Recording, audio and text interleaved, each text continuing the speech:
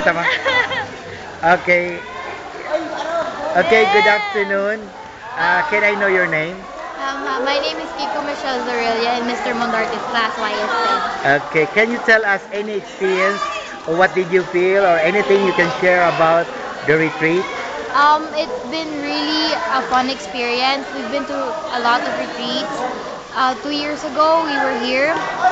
This was a different feeling kasi we're in the third year now, we're juniors na.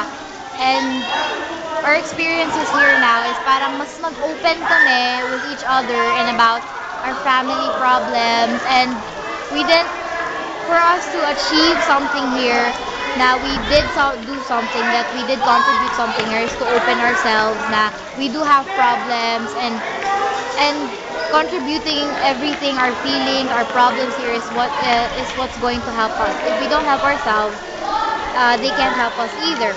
Other than that, it's been fun with friends. It's like you're at home lang because you really feel open with everyone.